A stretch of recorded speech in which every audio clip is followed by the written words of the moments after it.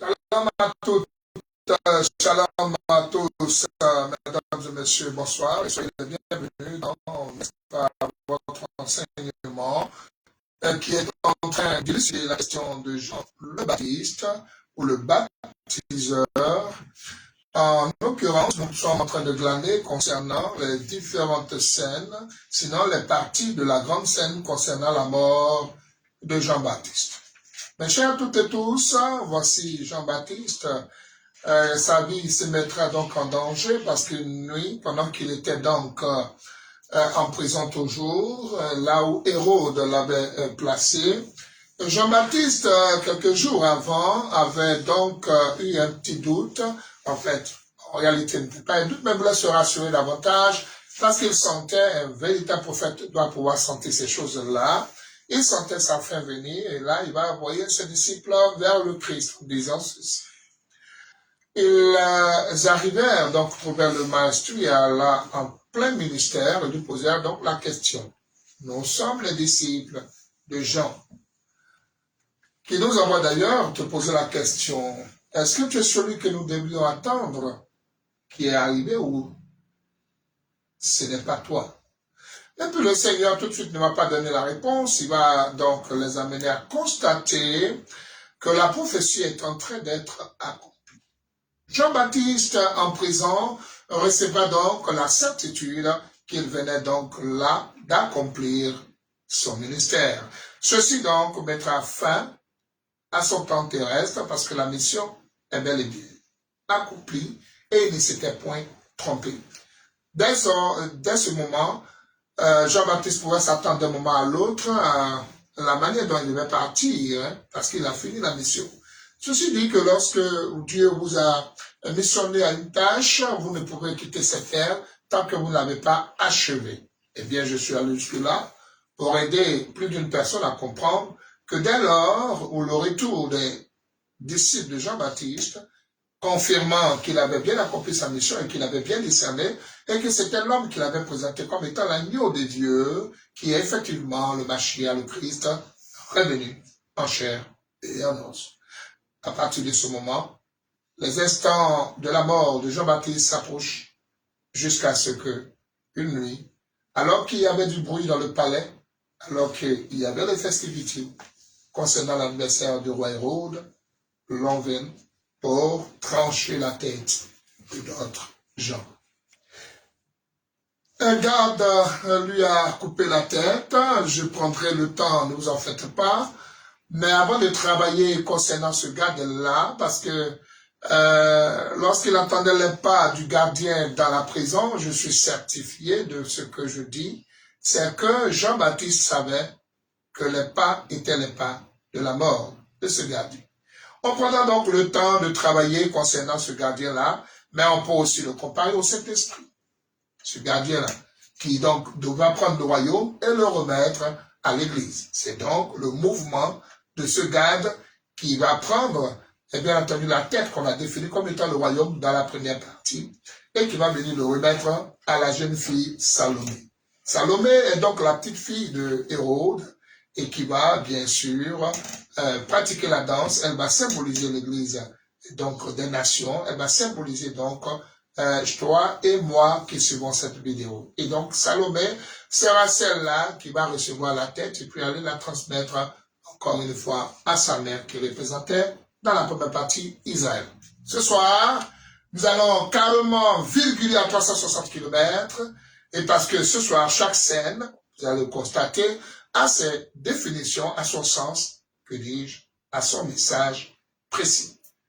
Calez bien vos oreilles sur les fauteuils de la parole et vous serez tout à fait à l'aise de constater que vous n'êtes plus dans l'obscurité. Amen. Bonsoir et bienvenue, mesdames et messieurs. Shalom. Amen. Dieu vous bénisse, Dieu bénisse. Aïe à partager, aïe à partager, aïe à partager. On va donc écouter la lecture rapidement, vraiment de ce passage-là, et on va glaner rapidement. Donc, je vous fais la promesse de pouvoir travailler concernant les derniers instants, ce sera peut-être le thème, les derniers instants de Jean-Baptiste. Donc là, je vais aborder dans les profondeurs le garde envoyé, je vais même parler même de l'ordre, d'accord, que l'autre a donné. Donc, le roi Hérode a donné pour qu'on aille décapiter Jean-Baptiste et ramener sa tête. Alors, chers toutes et tous, je voudrais terminer les autres parties des scènes avant de pouvoir toucher le garde. Comme je l'ai dit, selon la pensée qu'on a donnée, le garde qui va aller couper la tête, c'est donc le Saint-Esprit qui va prendre, bien sûr, le royaume et le remettre entre les mains de l'Église. Donc, vous avez déjà une idée. Et je crois qu'il faut maintenant qu'on touche, parce qu'en réalité, la dernière fois, on avait dit que Hérode représentait là, dans cette scène-là, Hérode représentait le Seigneur, et puis Hérodias, elle représentait bien entendu Israël. Donc, vous voyez que Israël, c'est la mère qui va être en dehors, n'est-ce pas, de la scène, de la salle. Et puis, vous allez voir que Israël est en dehors au moment où le royaume est donné, bien sûr, à l'Église. Et la tête était définie comme le sommet, comme le ciel, comme le royaume de Dieu. Et donc, celui à qui on a envoyé, vous avez vu, c'est un garde. Ça veut dire que c'est un gardien. Et le gardien de l'Église, c'est le Saint-Esprit. Celui qui donc doit donner le royaume, doit accorder le salut, c'est bien et bien le Saint-Esprit. Donc ce gardien-là, en un petit mot, va représenter donc le Saint-Esprit. Alors, sa scène, en réalité, n'est pas aussi grande, hein. Mais je prendrai le temps de vous montrer les différents pas qu'il a fait dans la prison. Je vais même aller et vous montrer l'épée avec laquelle il a tranché la tête. Vous voyez, c'est surtout ça qui est plus important. Parce que ce garde-là, c'est le Saint-Esprit, mais c'est avec la parole qui peut ramener le royaume. Qui avait ça? Amen. Voilà, donc c'est avec la parole de Dieu, la parole de vérité, qui peut ramener le royaume et l'offrir, bien sûr, à l'Église. Et puis, quelques temps après, on verra le mouvement de l'Église qui va transmettre l'évangile de vérité après son départ à Israël, qui est donc Hérodias. Voilà donc la page coloniale qu'on pouvait donner en 1 minute. Et puis là, on pourrait dire qu'on a fini. Mais non, mais que non. En tout cas, ce soir, vous êtes sur le point de ne pas imaginer, en tout cas, la grâce et la pluie de révélation qui sera donc bénéfique à toi et à moi, à condition que vous nous suivez. Bloc-notes à portée des mains pour nous faire des notes, prendre des notes. Vous devez nous suivre avec votre Bible pour vérifier que ce que nous disons est exact et conforme à ce qui est écrit. Et puis troisièmement, sans pression, sans passion aucune, dans un esprit de discernement, vous devez donc le suivre. En tout cas, dans les Saintes Écritures, ce que vous devez noter, c'est que chaque scène se redéfinit en fonction du message qui est présenté. Vous pouvez voir ici, dans une scène, un homme est bon, mais dans une autre scène, vous pouvez le voir comme le diable. Parce que ça dépend du message qui est donné dans chacune des scènes qui vous est présentée. En tout cas, ce soir, nous allons virguler à 360. Alors, partageons, likons. J'aime la vidéo. Taguons les uns les autres. On va donc virguler et aller. On écoute d'abord la lecture du texte et puis on verra la suite. Matthieu chapitre 14. Matthieu chapitre 14, à partir du verset 6 à 11. Verset 6 à 11. Or, lorsqu'on célébra l'anniversaire de la naissance d'Hérode, la fille d'Hérodias dansa au milieu des convives et plut à Hérode. La fille d'Hérodias, c'est elle. Son nom c'est Salomé. D'accord? Voilà. Elle dansa et quoi? Cela plut à Hérode. D'accord. De sorte qu'il promit avec serment de lui donner ce qu'elle demanderait. D'accord. Verset 8. À l'instigation de sa mère, elle dit, donne-moi ici, sur un plat, la tête de Jean-Baptiste. Très bien. Elle réclame, elle dit à sa fille d'aller dire à son père de lui réclamer, de lui donner la tête du prophète qui les a humiliés. Allons-y. Verset 9. Le roi fut attristé. Le roi fut attristé parce qu'en réalité, le roi lui-même, il avait peur de Jean-Baptiste. Mais c'était quelqu'un qui avait peur de Jean-Baptiste parce que la foule le reconnaissait comme prophète. Allons-y. Mais, à cause de ses serments et des convives, il commanda qu'on la lui donne. Et il envoya décapiter Jean dans la prison. D'accord. Donc, il a ordonné qu'on aille décapiter Jean dans la prison. Est-ce que vous voyez ça? Est-ce que vous voyez ça? Reprenez la phrase. Et il envoya décapiter Jean dans la prison. Donc Jean se trouvait exactement dans sa prison. Qui lui avait déposé, qui l'avait mis là-bas, c'est le roi Hérode. Attention, ici ce sont des mouvements. Il y a de la Bible. Donc vous voyez, ce sont des mouvements. Donc qui avait mis Jean en prison? C'est Hérode. Parce qu'il a élevé le roi. Maintenant, on voit qu'à la fête, quand Salomé sort les phases, il est touché et sur sa demande, il envoya un garde. Donc ici, dans ce mouvement, puisque Hérode symbolisait la présence du Seigneur, d'accord, c'est donc le Saint-Esprit promis qui est revenu. Et le Saint-Esprit qui revient doit prendre le royaume et le remettre au peuple. C'est-à-dire que Salomé devient l'Église qui doit recevoir le royaume qui est la tête. D'accord? Maintenant, on dit, donna l'ordre. Ce soir, nous allons prendre la scène clairement et vous allez voir noir sur blanc la pensée cachée dedans. Écoutons à partir de ce passage. Et il envoya décapiter Jean dans la prison. Sa tête fut apportée sur un plat. La tête, ça je conseille ça. La tête de Jean-Baptiste, j'aime ça. Fut quoi? Apportée. Donc, ils ont pris la tête du prophète Jean-Baptiste, ils ont mis ça sur un plat ou un plateau. D'accord? Et ils ont envoyé la tête à la jeune fille, oui. Et donné à la jeune fille. Voilà. Qui l'apporta à sa mère. Très bien. Est-ce que vous avez vu la scène?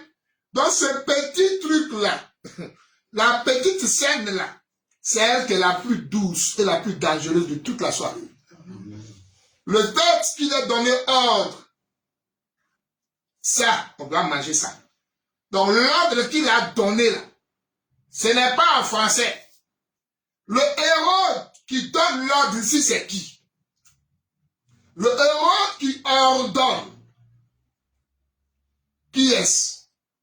Mais avant qu'il ne donne l'ordre, il y a une dame qu'on appelle Hérodias. C'est elle qui a réclamé à travers sa petite fille la tête de Jean-Baptiste. Qui est cette dame-là? Dans la scène que nous voyons ce soir, la mère appelée Hérodias, la femme appelée Hérodias, ici c'est qui? Là nous sommes dans une autre scène. Pourquoi? Parce que là maintenant, on est à l'intérieur du palais. Attention. Ce qu'on avait déjà vu, c'était en dehors du palais. Souvenez-vous, hein? On a parlé du roi Hérode qui est venu prendre la femme de son frère Philippe. Et maintenant, dehors, Jean-Baptiste va les accuser. Ils vont prendre Jean-Baptiste, ils vont le jeter en prison. Et puis, donc on a démystifié qui est le Hérode là. On a démystifié Philippe le frère. On a révélé la femme Hérodias qui est devenue la nouvelle femme de Hérode. Donc ça, c'était dehors. Mais maintenant, nous allons nous intéresser à cette nuit-là. Voilà la différence. Qu'est-ce qui s'est réellement passé dans le palais? Donc, il faut qu'on rentre dans le palais, la scène devient une nouvelle scène. D'accord, hein? Parce qu'on avait déjà vu, hein? Je ne vais pas revenir là-dessus. On avait déjà vu que, effectivement, pour trouver les identités, on est parti depuis la personne de Philippe, qui était le mari légal de Hérodias. Et on a expliqué. Maintenant, j'ai donné le pourquoi de la danse. J'ai expliqué, effectivement, qui était cette jeune fille. Maintenant, dans la scène, à l'intérieur du palais, s'est déroulée maintenant la dernière partie. Celle que le père, ayant vu Salomé danser, Hérode a vu Salomé danser, va lui faire une promesse avec serment, je te donnerai tout ce que tu me demanderas. Elle, maintenant, va faire un mouvement. Donc, elle ne va pas donner, elle ne va pas, comment on appelle ça, demander quelque chose venant d'elle-même. Mais elle ira vers sa mère.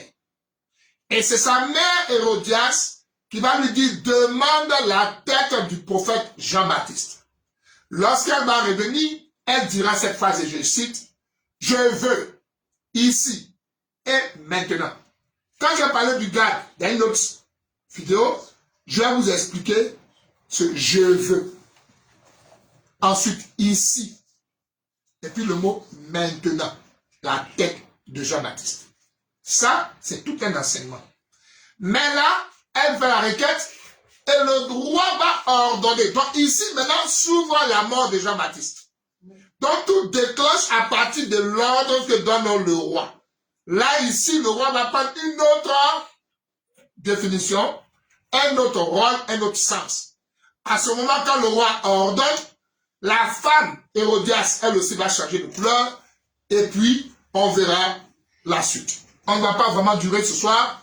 Il est déjà tard, donc on va aller rapidement à l'essentiel. Je vais d'abord vous demander de faire attention. À partir du moment où elle fait la demande, la petite Salomé, et que le roi doit maintenant prendre une certaine responsabilité. À la simple lecture, vous comprenez que le roi n'a pas voulu tuer Jean-Baptiste.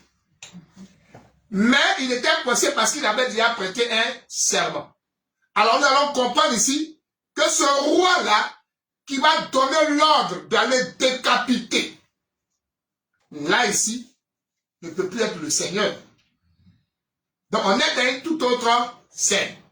Allons-y. Voyons d'abord le Hérode, ensuite Hérodias, et vous allez bien comprendre maintenant la scène. On y va. Marc 6, 21, verset, c'est la même chose. Il envoya le garde aller couper la tête. N'est-ce pas? Alors, ce Hérode ici, c'est qui? Ce Hérode qui va donner l'ordre d'aller couper la tête d'un homme de Dieu. Ah, d'accord. Jean-Baptiste n'est pas un homme ordinaire. Il vous souviendra qu'il est d'ailleurs l'homme providentiel de la parole de Dieu. Il était l'annonciateur de la venue du Bachir. À ce moment, vous allez comprendre que nous rentrons maintenant dans une dimension plus élevée. Allons-y. Apocalypse chapitre 13, verset 1. Qui est Hérode?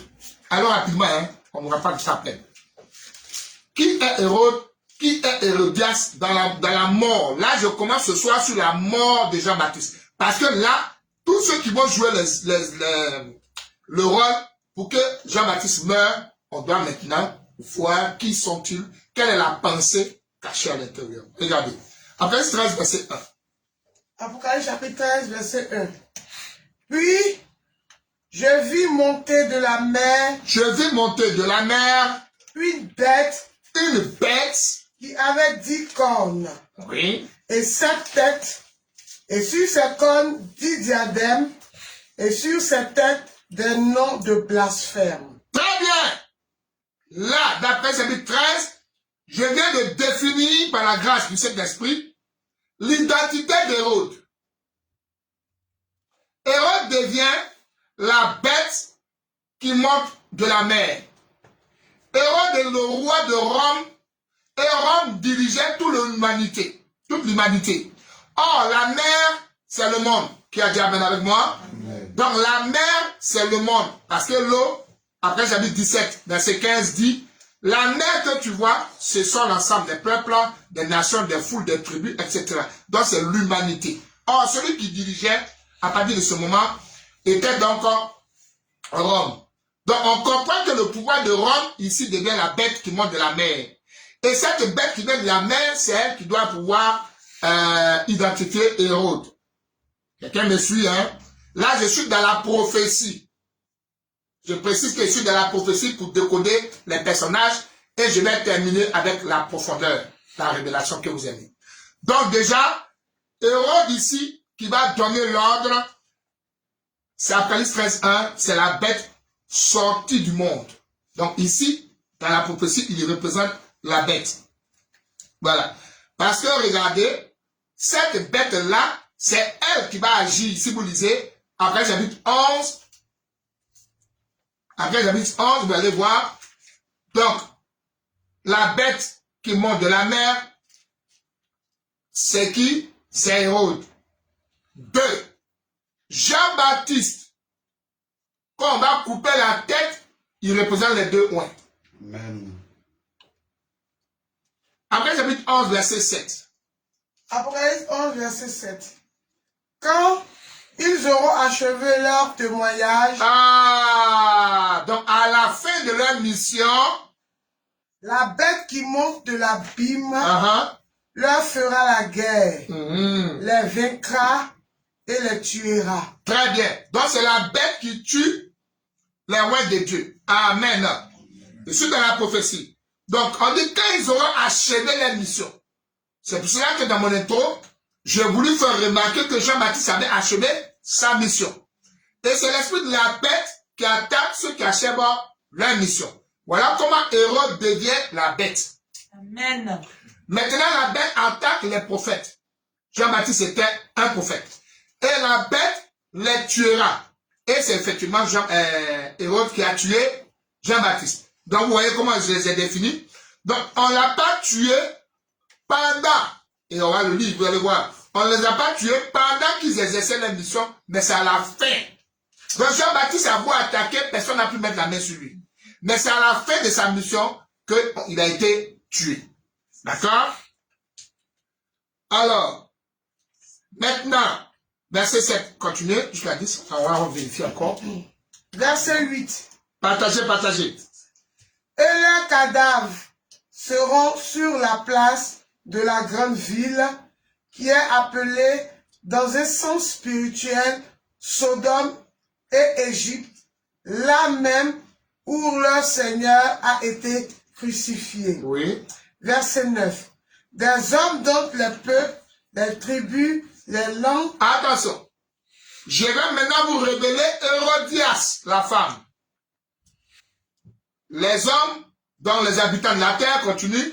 Et les nations verront leurs cadavres pendant 3 jours et demi, et ils ne permettront pas que leurs cadavres soient mis dans un sépulcre. Verset 10. Et à cause d'eux, les habitants de la terre se réjouiront. Les habitants de la terre seront contents de leur mort. Oui. Et seront dans l'allégresse. Ok. Donc Hérodias représentera les habitants de la terre. Amen. Vous voyez? C'est le mouvement qu'on regarde pour identifier. Donc, les habitants, pourquoi elle va se réjouir? On va donner la suite à regarder ça. Pourquoi est-ce que c'est elle qui va représenter les habitants de la terre? Et c'est la fin de la lecture qui va vous amener à comprendre que c'est Hérodias qui est là. Regardez. Et ils s'enverront des présents. D'accord. Des cadeaux. Oui. Les uns aux autres. Parce que. Pourquoi? Regardez pourquoi ils sont morts. Ces 2 prophètes. Jean-Baptiste là. Ont tourmenté. Ok.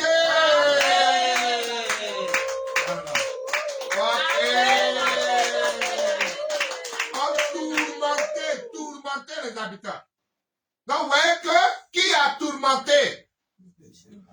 C'est Jean-Baptiste. On attend le Seigneur là-bas.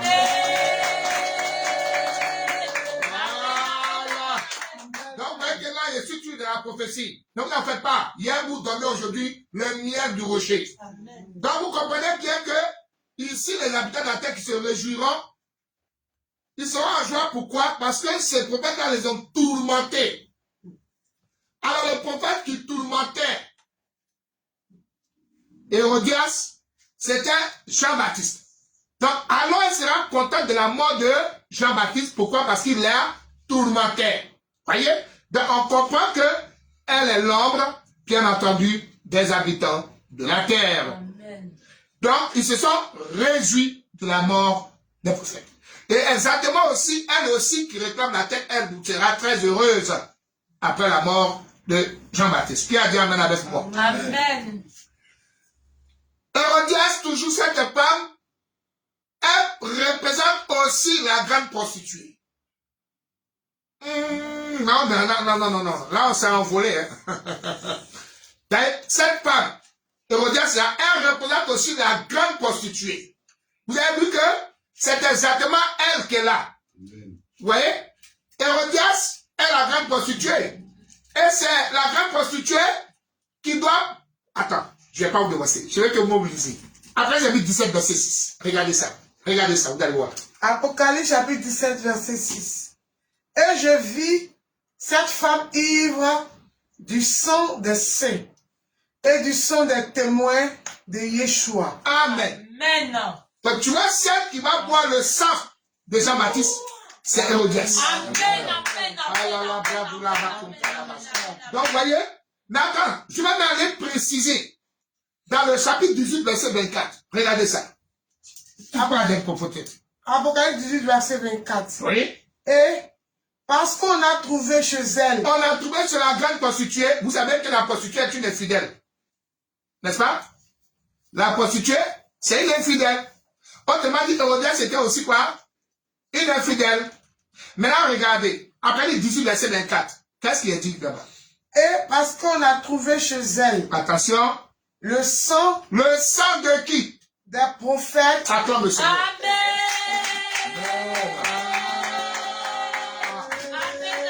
Ça encore c'est petit, hein. On trouve chez la dame là le sang des prophètes. Mais attention, des prophètes qui sont morts comment? Et des saints. Et de tous ceux qui ont été égorgés. Amen. Égorgés. Donc, celle qui boit le sang des personnes égorgées, eh bien, c'est la grande prostituée. Amen. Voilà comment dans la prophétie, nous positionnons Hérodias. Amen. Donc, celle qui a pris le sang de Jean-Baptiste, c'est bel et bien la grande prostituée. Amen. Donc, Hérodias, ici dans la scène, pour une meilleure saisie, elle va représenter la grande prostituée.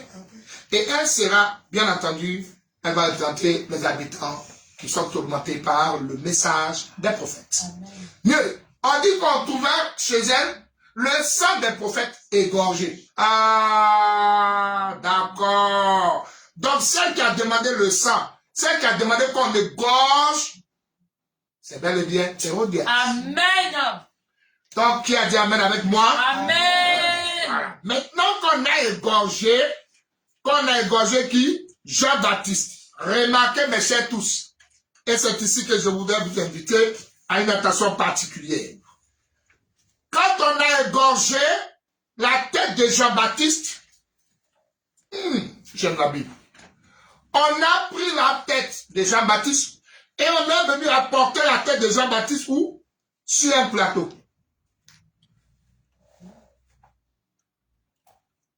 Quand j'ai vu ça, le Saint-Esprit m'a dit, on ne raisonne pas. Nous allons retrouver le plateau dans les Saintes Écritures. Regardez comment est-ce qu'on va monter. Nous sommes ensemble dans le livre des rois. 2 rois, chapitre 2, verset 19 à 20. Attention, je vais commencer par ici. Donc il faut bien me suivre ici maintenant. Là, je vais vous montrer tout le mouvement. Regardez ça. 2 rois, chapitre 2, verset 19 à 22. Je vais d'abord définir quel est ce plateau-là. Ce plateau sur lequel on a déposé la tête de Jean-Baptiste. Mais ce n'est pas la première fois. Là, nous sommes dans le Nouveau Testament. Et dans le Nouveau Testament, on voit que la tête de Jean-Baptiste est sur un plateau. Alors, dans la Bible, dans l'Ancienne Alliance aussi, il y avait quelque chose sur un plateau.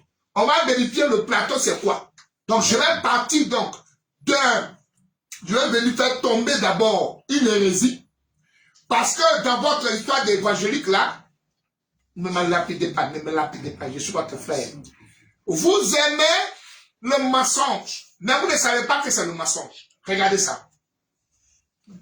Le mystère d'Élisée. Élisée, il a assaini les eaux. C'est ça on voit. Et je vais donner aujourd'hui la lumière sur ça. Amen. Parce que vous avez fait des conventions, des veillées. Attends, écoutons le texte. 2 rois 2, 19 à 22. Rapidement, s'il vous plaît. 2 rois, chapitre 2, verset 19 à 20. Allez, partagez. Les gens de la ville dirent à Élisée. Les gens de la ville lorsqu'ils vivent arriver dans leur ville, ils voient arriver dans leur ville un prophète appelé le prophète Élisée. Alors ils accourent vers le prophète et vont donner une information au prophète. Voici, le séjour de la ville est bon. Bien. Comme le voit mon Seigneur, mais les eaux sont mauvaises et le pays est stérile. Très bien. J'adore ça. Ils sont allés trouver le prophète. Ils ont dit à l'homme de Dieu, il y a un problème ici. Bon, on est arrivé dans ce pays, mais ici, les eaux sont amères. Et le pays est stérile. Les gens meurent parce que l'eau là, on ne peut pas boire. Et ça tue. Et donc, le pays est stérile. Retenez ça. Oui. Verset 20. Oui. Il dit, apporte-moi un plat neuf. Ah, là-bas aussi, on parle des plateaux, des plats. C'est le même plat là sur lequel on met la tête de Jean-Baptiste. Mais ici, on dit quoi? Élisée va dire, bon, apportez-moi un plateau neuf. Apportez-moi un plat ou un plateau neuf. Oui. Et mettez-y du sel. Très bien. C'est à partir de là que vous avez commencé à faire la sorcellerie évangélique. Et vous partez dans les églises, vous prenez le sel. Et vous partez dans les églises, vous prenez du sel, d'après vous faites action prophétique. Sorcellerie prophétique ou action prophétique. Alors écoutez-moi très bien. Si vous allez dans une église, et quand vous dit de prendre le sel pour faire action prophétique, quittez là-bas, c'est la sorcellerie. Quand on ne comprend rien, on s'abstient de faire du faux. On cherche dans la présence de Dieu. Élisée dit, apportez-moi un plateau neuf. Maintenant, vous devez déposer dans le plateau neuf, là, vous devez mettre quoi? Du sel. Alors, il lui apportait le plateau avec le sel. J'adore ça. Qu'est-ce qui s'est passé? Et il lui apportait le plateau. Verset 21. Il alla vers la source des eaux. Il alla à la source des eaux. Et il y jeta du sel et dit, ainsi parle l'Éternel. J'assainis ces eaux. J'assainis ces eaux. Je les renseigne. Il n'en proviendra plus ni mort, ni stérilité. Amen.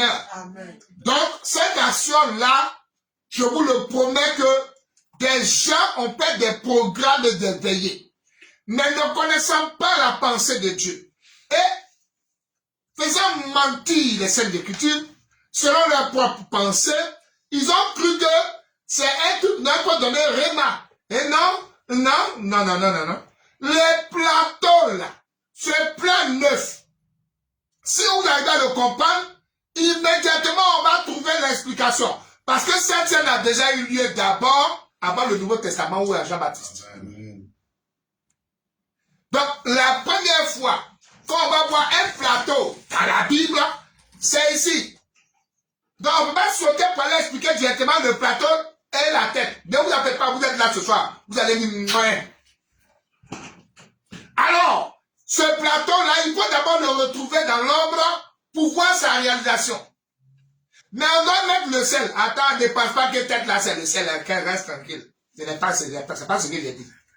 Et toi, tu es là pour raisonner. Il faut suivre son mot. Donc, Élisée demande le plateau et on lui donne le plateau.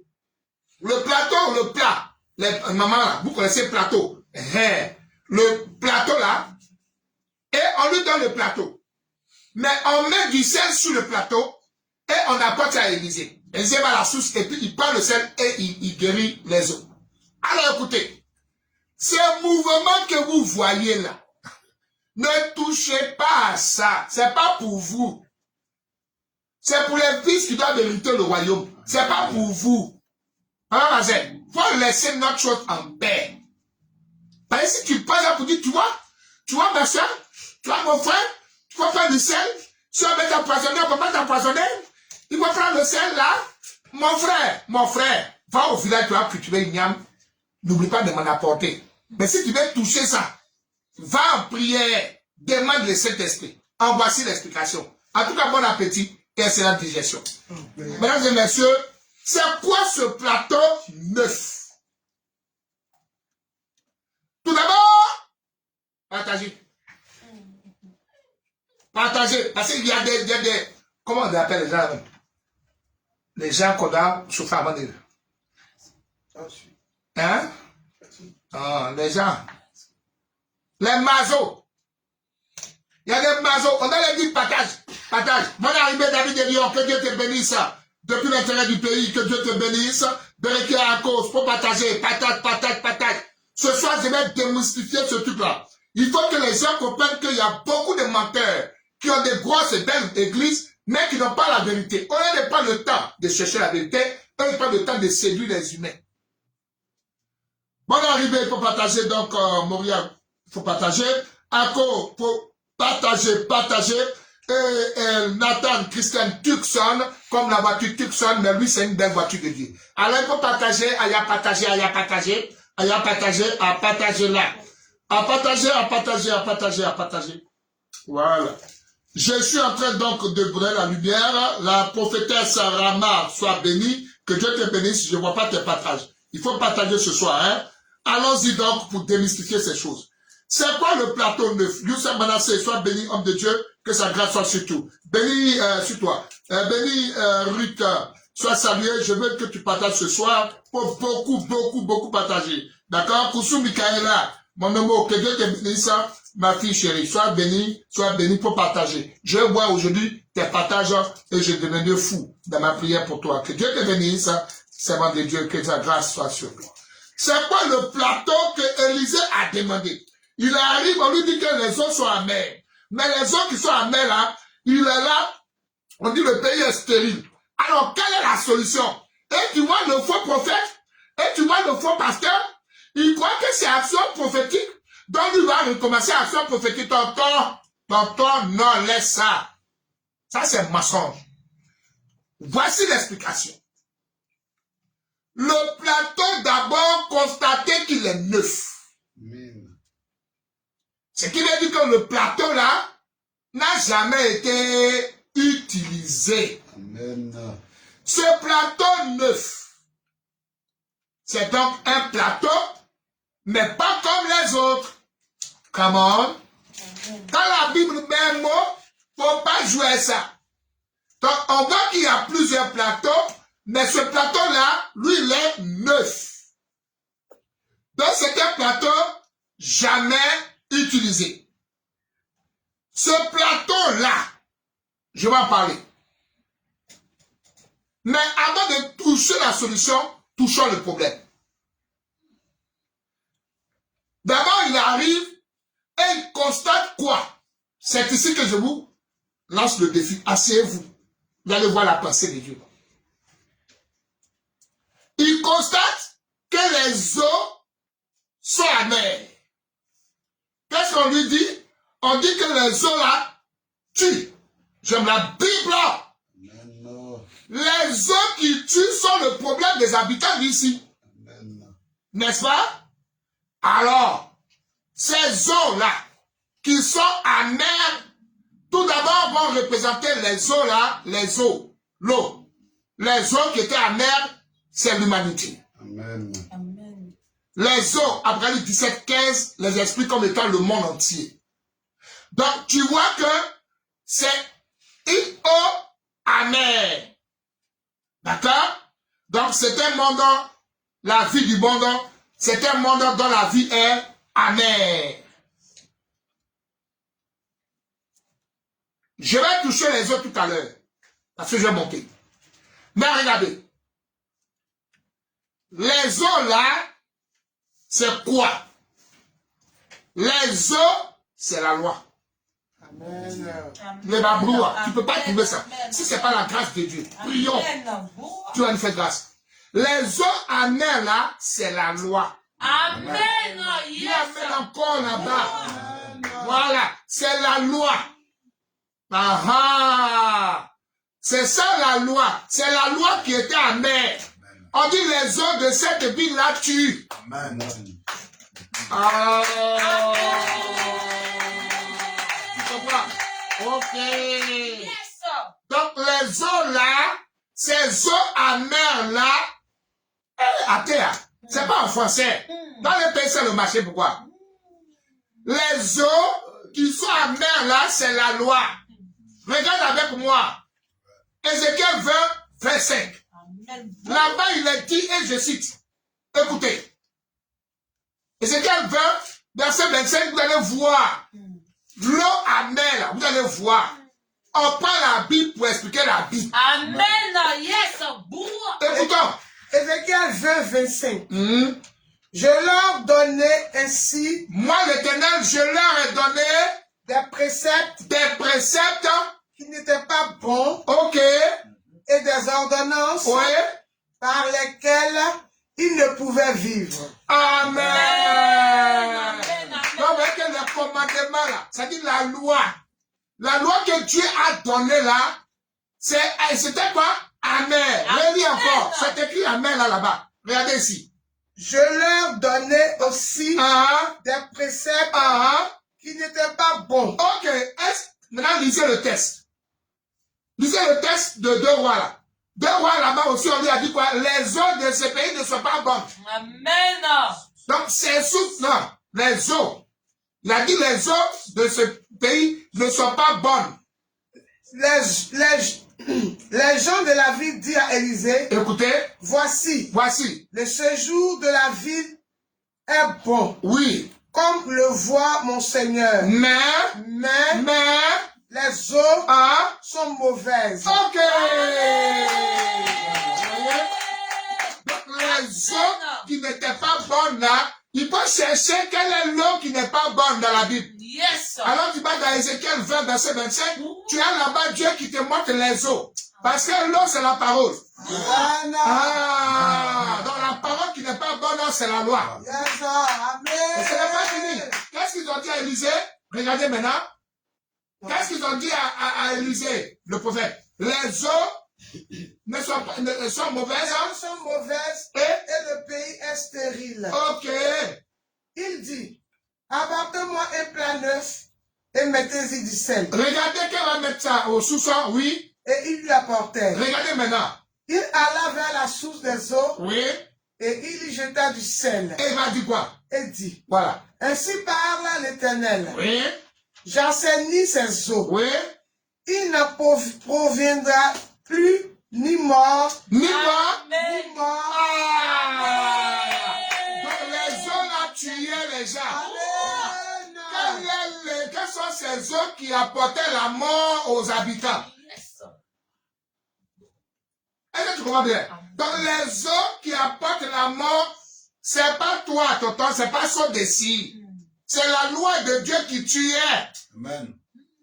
Donc c'est-à-dire que c'est la loi de Dieu qui apportait la mort. Donc les eaux là qu'Élisée va trouver là, c'est la loi.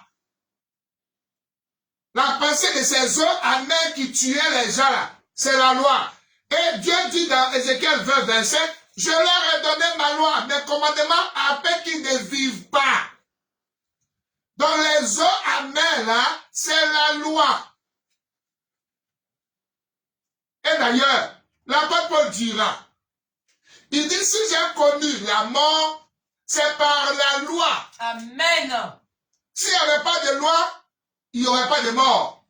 Et quand Dieu dit, le jour où tu mangeras à mon oncle Adam, dans le jardin, Dieu lui donne sa loi. Comment? Amen. Il dit, le jour où tu mangeras, tu mourras. Ah voilà. Donc la loi de Dieu tue. Amen. Amen. Alléluia. Amen.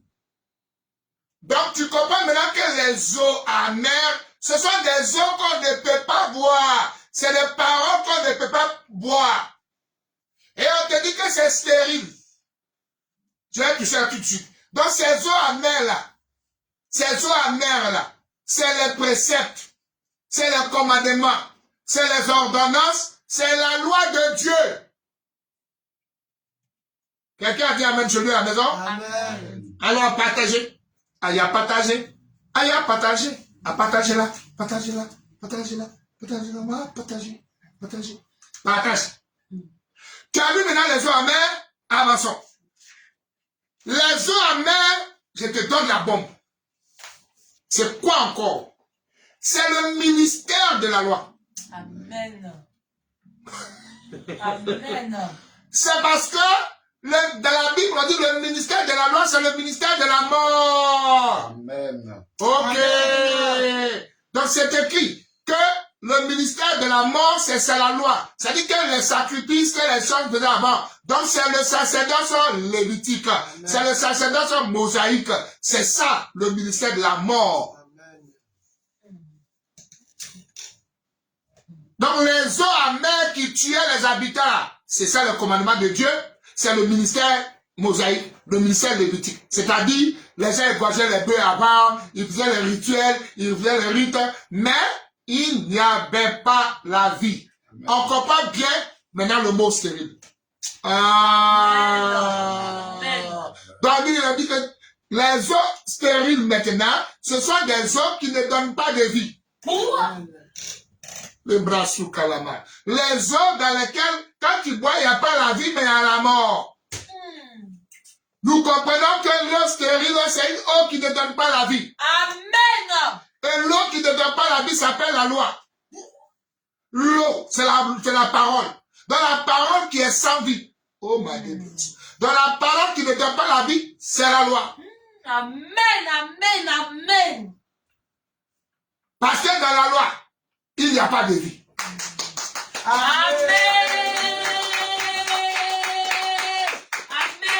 Wow, sois salué, sois salué. Shalom, Esdras, Valère, Didier. Ouais, je peux pas dessus, Abidjan. Que Dieu te bénisse. Bonne arrivée, bonne arrivée, bonne arrivée. Que le ciel te bénisse en abondance. Shalom, shalom, shalom, homme de l'éternité et de grâce, de vie. Dieu te bénisse. Bienvenue à toi, Valère, Didier. Bonne arrivée à Abidjan. Je suis content d'apprendre la bonne nouvelle. J'espère qu'on aura l'occasion. D'accord? Allez, sois salué, allez partager. Allez partager. Et la grâce de Esdras sera sur cet homme de Dieu, c'est bien. Maintenant, écoutez ça. Les eaux amères, ce sont donc des eaux qui ne donnent pas la vie, qui ne permettent pas de vivre. Donc ces eaux, c'est la loi, les commandements, les préceptes, conformément à Ézéchiel 20, 25. Je leur donnais mes commandements afin qu'ils ne vivent pas. C'est écrit comme ça. Donc, vous voyez que ce sont les eaux amères. Maintenant, ces eaux stériles-là veulent dire que les eaux dans lesquelles il ne se trouve pas la vie, mais ce sont des eaux. Or, l'eau, c'est la parole. Donc, quelle est la parole dans laquelle il n'y avait pas la vie? C'est la loi. Dis Amen avec moi là-bas. Amen. Donc, ça veut dire tout simplement que l'eau stérile et l'eau amère, c'est-à-dire que la loi ne donnait pas la vie. Il n'y avait pas de vie dans la loi. Qu'est-ce que ça veut dire? Que la loi, tout simplement, ne sauve personne. Amen. Amen. Amen.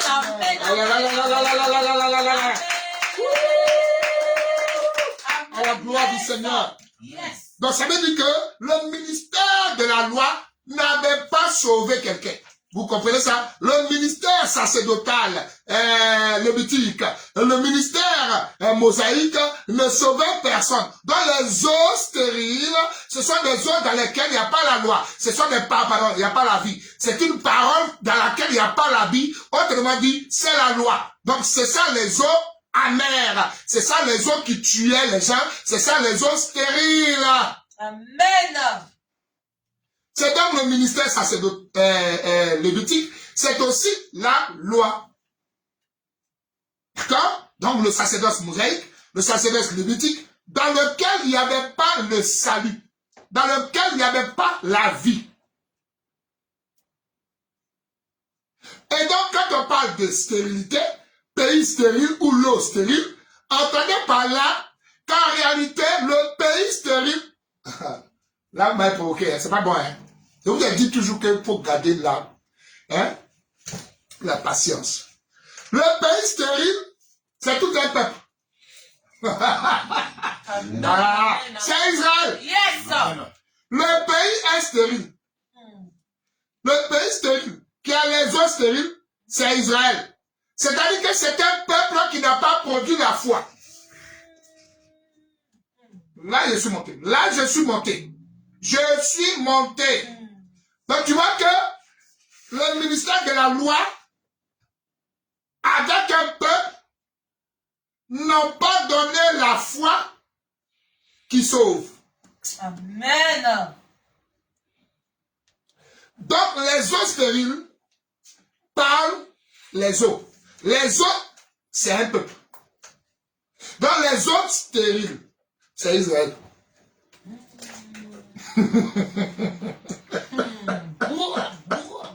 Quand je montre, on m'a passé mon test, c'est Jean-Baptiste. Mais d'abord, pour qu'on grande ici bien, pour que tu sais, quand il y a l'odeur maintenant dans tes narines, tu as l'appétit, c'est alors que tu peux commencer à bien manger. Donc, je souhaite que mets l'odeur comme ça dans tes nasales. Amen. Et dans mes nasales. C'est-à-dire, nous tous là, on va commencer à flairer maintenant pour voir le plateau sur lequel on a mis la tête. Commençons par ici. Donc, tu vois que les eaux stériles, le pays stérile, c'est tout un peuple sans vie. Ça veut dire tout simplement qu'Israël n'a pas produit la foi. Tout simplement.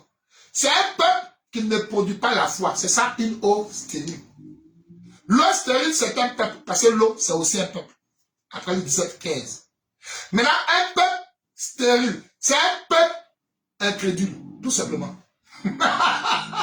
Parce que c'est Israël qui est le peuple stérile. C'est Israël qui est la nation stérile. Israël, quel que soit ce que Dieu a fait, il n'a pas été sauvé. Parce que l'incrédulité les empêche d'avoir la foi. Une personne incrédule, c'est une personne qui ne croit pas. Comment avoir la foi? Puisque la foi vient de ce qu'on entend. Et si vous ne croyez pas, comment allez voir la foi?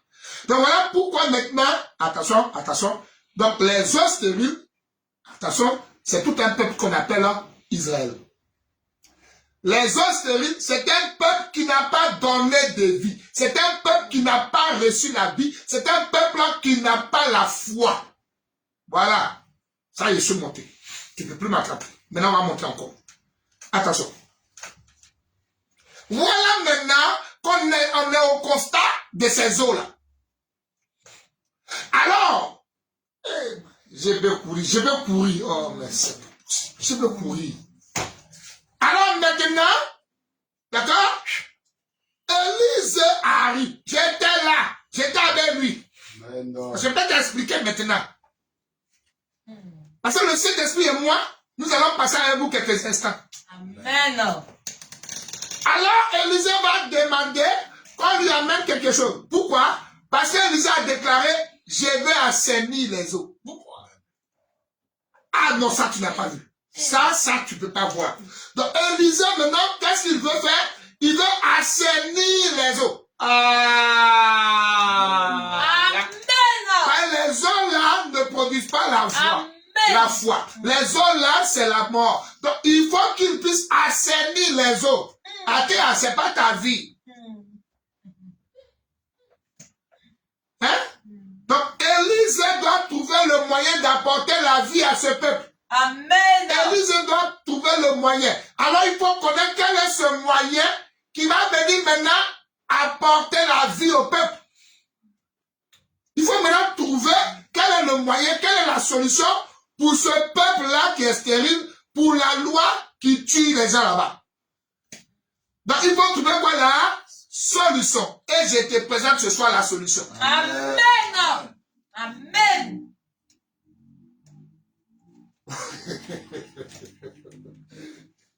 Attendez, dans vos églises, cherchez donc. Je vous jure que c'est le meilleur. Bon, je ne sais pas donner le meilleur, c'est trop doux. Quand tes yeux s'ouvrent, tu deviens comme fou. Donc, excusez mon impolitesse. Mais nous n'avons pas la politesse chacun. Donc, maintenant que les eaux soient amères, on dit c'est la loi, c'est le commandement, c'est les préceptes. Maintenant, on comprend que les eaux stériles, c'est tout un peuple qui n'a pas cru, qui n'a pas eu la foi en Christ. Et ce peuple-là, c'est ça l'eau. Oui, après le 17 verset qu'elle dit que les eaux, là, c'est les nations, c'est les peuples, c'est les foules. Donc c'est tout un peuple qui n'a pas redonné la foi. Parce qu'il y avait quoi comme parole? Une parole stérile. La loi qui ne donne pas la vie. À partir de là, maintenant, pour apporter quoi? La solution. Alors, mes chers tous, il dit que lui veut assainir.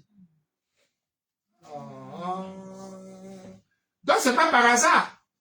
Donc, Élisée qui doit maintenant assainir va faire un mouvement prophétique, mais qui doit être accompli. Voilà pourquoi tu ne peux plus aller dans une église pour te dire pourquoi du sel. C'est la sorcellerie. C'est-à-dire, maintenant, il faut trouver la solution. Nous sommes là avec Élisée, et Élisée demande les autres. Amen. Maintenant, le mouvement que Élisée va faire là, il est en train de prophétiser la solution. Maintenant, quand la solution va venir, ce n'est plus une prophétie. C'est déjà accompli. Qu'est-ce qu'il veut dire? Il veut nous dire que lorsque Élisée maintenant va réclamer le plateau là, c'est qu'il connaît quelle est la solution. Mais nous sommes encore dans l'ancienne alliance.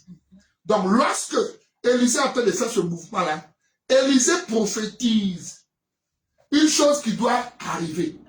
Une chose qui va se faire. Le mouvement d'Élisée là, tu n'es même pas sur le point de t'imaginer tellement comment la grâce de Dieu va nous faire du bien ce soir. Donc Élisée doit trouver quelle est la solution. C'est pourquoi toi tu ne peux pas reprendre ça là. Puisque ce qu'il a prophétisé est accompli. C'est déjà réalisé. Donc tu ne peux plus venir encore reprophétiser. Parce que la personne ne reviendra pas. Regardez ça. Alors, Élisée veut assainir les eaux. Quelle est la solution pour guérir tout un peuple? Les eaux. Quelle est la solution pour donner à la parole stérile la vie? Parce qu'on a dit que les eaux là, c'est la parole de Dieu. Mais elles sont stériles. Donc la parole de Dieu qui est stérile là, c'est la loi. Maintenant, comment donner à la loi de Dieu la vie? Amen. Parce que cette loi ne produisait pas la vie. Amen. Donc il faut trouver la solution qui va venir apporter, maintenant que la parole de Dieu donne la vie. Il faut trouver la solution qui, lorsqu'elle viendra, enlèvera la mort, mais donnera au peuple la vie. Dis amen avec moi. Amen, amen, amen, amen. Yes.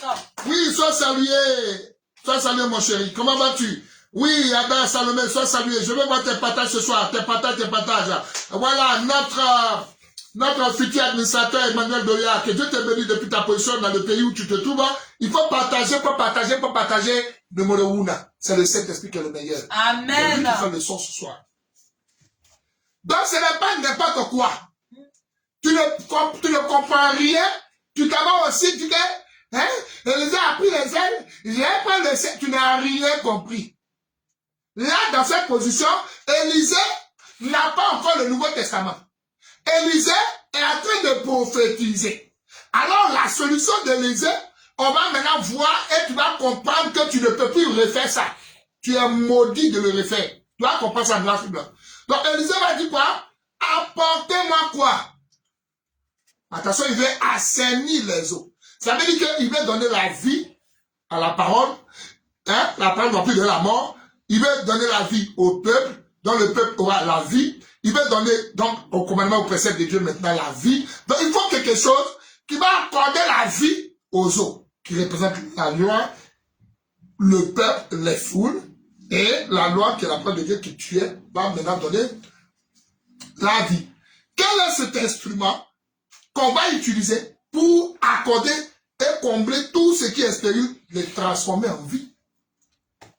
C'est à ce moment que Élisée va être inspiré par le Saint-Esprit. Élisée dira, apportez-moi un plateau neuf. Un plat neuf. Ce plat neuf répond à quoi? Élisée veut assainir le ministère. Parce que le ministère qui était pratiqué dans l'Ancien Testament, c'est le ministère de la mort. C'est le ministère du sacerdoce lévitique. Il n'y avait pas de vie dedans. C'est le commandement de Dieu, il n'y avait pas de vie dedans. C'est les préceptes de Dieu, ça ne donnait pas la vie dedans. Et Israël même n'avait pas la vie. Donc il faut trouver là, pas la solution. Alors il réclamera pour assainir les eaux, il réclamera un plateau neuf. Attention, remarquez que le plateau n'a jamais été utilisé. À nous saisissons que le plateau neuf doit être expliqué. Amen. Le plateau neuf est tout un corps. Amen. Mais un corps neuf. Neuf là veut dire nouveau. Neuf là veut dire sans péché. Donc c'est un corps sans péché. C'est ça le plateau neuf. Amen. Un homme sans péché. Je répète. Parce que ça c'est le courrier. Il dit, apportez-moi un plateau neuf. Le plat neuf ou le plateau neuf, c'est un corps sans péché. C'est un corps sans péché. Amen. Donc le plateau, c'est tout un corps qui n'a jamais été utilisé. Amen. Et c'est un corps neuf. C'est pas un corps debout. Donc c'est un corps sans péché. D'accord? Les témoins que j'ai pris pour pouvoir vous dire ça, c'est quoi? Je vous donne deux témoins. Vous allez vérifier sur vous à la maison. Jean 8, 46. Le Seigneur dira, qui de vous me convaincra de péché? Amen. Amen. Amen. Donc, c'est-à-dire le corps neuf, c'est tout un homme sans péché. Donc, Jean 8, 46, il dit, qui de vous me convaincra de péché? Donc, le corps sans péché, c'est ça le plateau. Amen. Le plateau neuf. Amen. Yes. Amen. Voilà. Donc nous comprenons maintenant que le plateau neuf, c'est tout un homme. Le plateau neuf, c'est tout un homme sans péché. Le plateau neuf, c'est tout un corps dans lequel il n'y a aucun péché. Le plateau neuf, c'est toute une personne qui n'a même pas un seul péché, il n'y en a pas. Donc c'est le Christ. C'est lui le plateau neuf. Attends, Jean 14, 30 à 31. Le Seigneur encore m'a chéri. Deuxième témoin. Jean 14, 30 à 31. Il dira, le prince de ce monde vient, mais il n'a rien de lui en moi. Amen. Ça va? Donc c'est lui, l'homme sans péché. Parce qu'il dit, le prince de ce monde viendra. Mais il n'a rien de lui en moi. Donc il est sans péché. C'est lui qui a le plateau neuf. C'est lui qui a le plateau sans péché. Il est donc l'homme sans péché. C'est donc, qu'est-ce que ça veut dire, plat neuf? Ça veut dire corps saint. Amen. Amen. Voilà. Ça va. Avançons. Maintenant, c'est clair. Il a eu le plateau neuf. On sait c'est quoi? Le plateau neuf, c'est le corps saint. C'est un corps sans péché. C'est tout un homme qui n'a jamais commis aucun péché. Autrement dit, c'est la personne de notre sauveur. Amen. Il était sans péché. C'est clair, c'est le plateau neuf. Maintenant, on n'a qu'à mettre dans le plateau. J'aime ça. On doit mettre dans le plateau le sel. Amen. Je vais prendre ça à la manière primaire pour dire que c'est tout un peuple. À la manière primaire, c'est tout un peuple qui est en Christ. Amen. Parce qu'il dit que vous êtes aussi le sel de la terre. Amen. Et cette fois, c'est dans le marché, on allait t'acheter. Comment ton pasteur peut te dire d'aller au marché et de voilà acheter ça? Parce qu'il dit que vous êtes le sel de la terre. Et si nous sommes le sel de la terre, alors tu vas comprendre maintenant que, my God, j'étais là, tu étais là. Nous sommes aussi le sel de la terre. Alors mettez le sel là dans le plateau. C'est ça en Christ. Puisque le plateau c'est un corps, c'est le Christ, c'est le Seigneur, il est sans péché. Alors c'est tout un peuple qui est le sel. C'est tout un peuple là en Christ. Est-ce que ça va? Maintenant je vais monter. Vous êtes gâtés ce soir. Vous êtes bénis ce soir. Et surtout jaloux de vous. Oh, ça me fait trop mal. Si à mon temps, on m'avait donné ça là. Peut-être qu'il était sorti pasteur. Chez vous dans le monde ici, on sort pasteur. Mais nous, on rentre pasteur. Tu n'as pas vu. Non, tu n'as pas vu ça encore. Nous, on va partir chez nous pasteur. Donc, nous, on rentre pasteur. Nous, on ne sort pas pasteur. Dans le monde, ils sortent pasteur. Mon frère est sorti pasteur. Ça dit, il est parti en enfer. Sorti pasteur, ça allait en enfer. On rentre pasteur. Voilà. On vient dans ce monde pécheur. On sort de pécheur. Ici, on sort de pécheur. Mais on rentre pasteur, on rentre enfant de Dieu. Amen. Quand je suis sorti pasteur, là, j'en ai rien. On va monter. Donc tu comprends maintenant que le plateau, c'est le Seigneur. Maintenant, le sel qu'on a mis dans le plateau, c'est tout un peuple. C'est-à-dire que ce n'est pas tout le sel du pays qu'ils ont envoyé. Oh, ça veut dire que l'humanité ne peut pas être sauvée. C'est un peuple seulement, un petit troupeau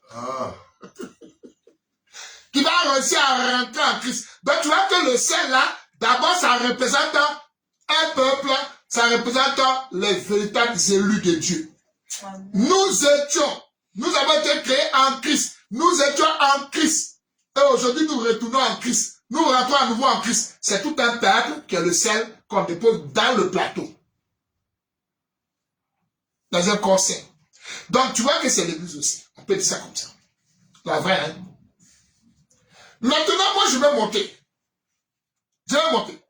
Je change de couleur. Ce plateau neuf. Ce plateau neuf dans lequel on va mettre le sel. Je monte. Le sel ici, c'est Dieu. Je répète. Parce que c'est Colossiens 2, verset 9. Tu vois, en lui, habiter pleinement toute la plénitude de la divinité.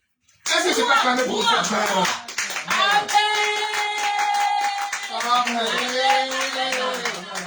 Ok. Donc le sel qu'on a déposé dans le plateau là, c'est ça le Père et moi. Oh non, tu n'as pas dit ça. Tu as vu? Le Père est en moi. Et on met le sel là dans le plateau neuf. Ce sel est blanc. Ce sel est sain. Ce sel est pur. C'est un sel qu'on met à l'intérieur du plateau. C'est le Père dans le Fils. Amen.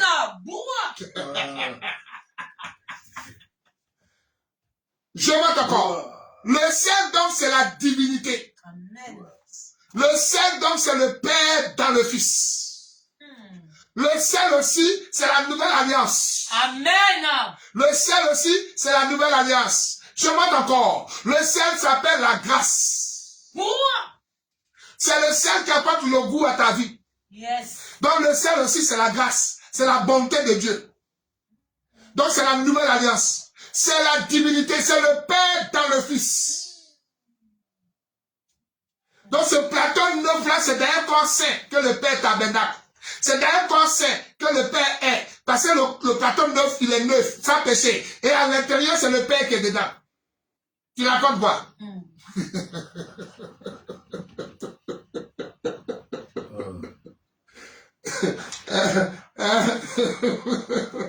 Oh, les gens, ils vont rire. Ils vont rire. Un aveu qui suit d'autres aveux. Mais c'est grave. Faut pas dans le clou, hein. Faut pas t'arrêter, tu vas voir.